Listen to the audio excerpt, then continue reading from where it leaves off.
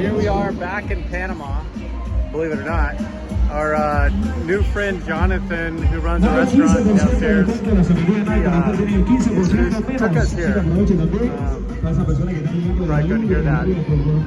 But he drove us here and showed us around. We're at the city mall, city store, I don't know. This city mall. This place is like Walmart on steroids. It's got everything, and you would think it's a mall, like different stores, but it's all one giant store. So we're just walking around now, like checking it out, seeing what's what, and we'll just let you know what we find.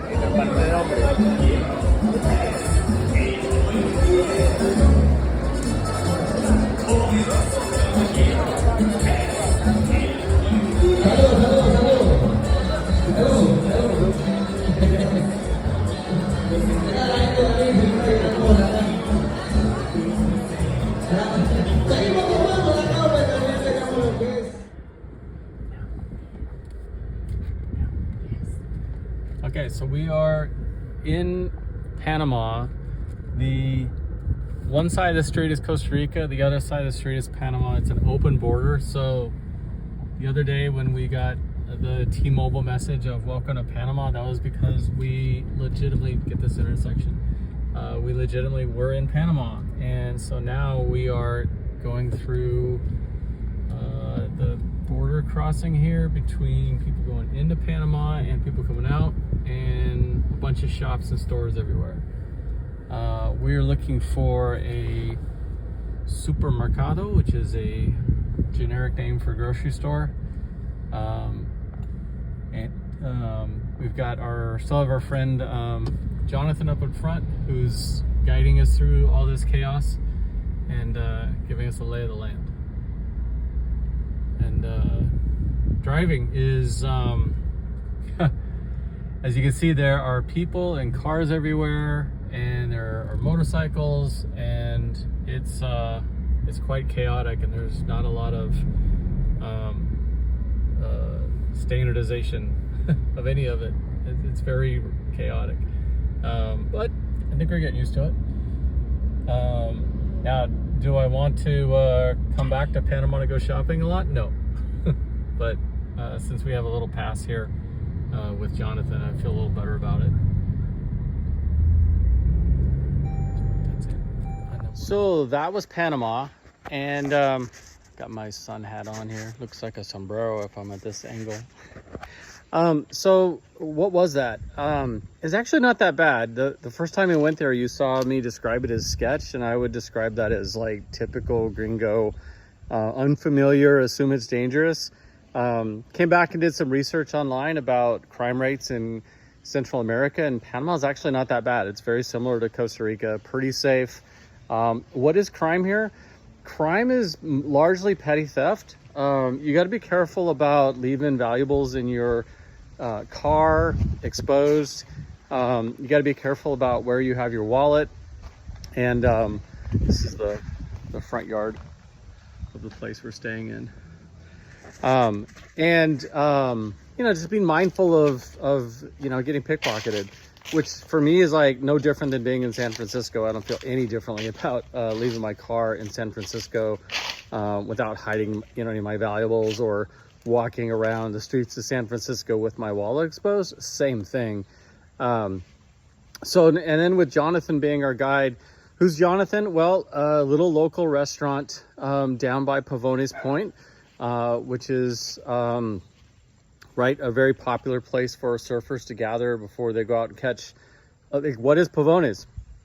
Pavones has the second longest left break in the world, which in surfer parlance means you could ride a wave coming in from the left for up to 2 minutes. That's a really long time. Like in San Diego, when I learned to surf, I was up and down I was up and down in 3 seconds, but like you're talking 30-second rides. 2 minutes is forever. So Pavones is one of the top 10 destinations for surfers in the world. There's a little restaurant down there right at the point, and we got to know the owner And the funny story is we said, got to know his daughter. She's 11, and I'm sure you'll see her in some of the videos coming up. Her name is Nazareth, as in Nazarene. Nazareth del Sol, so Nazareth of the Sea. 11-year-old girl, been surfing since she was 2 years old. And we asked her to, the family, if they would teach Darwin how to surf. And they agreed. And I think I said earlier, like at the end of the day, they're like, no, we're not charging you. We just love the ocean. We love teaching people. We love your family. We're doing this for free. Well, we also were talking to Jonathan about, you know, where do we get this product, namely jalapenos, which we can't find in the entire country, which is like really tough to make salsa if you can't find jalapenos. We're used to going to Safeway and just having boatloads of them available. There's like literally like not a single jalapeno in all of Costa Rica this time of year.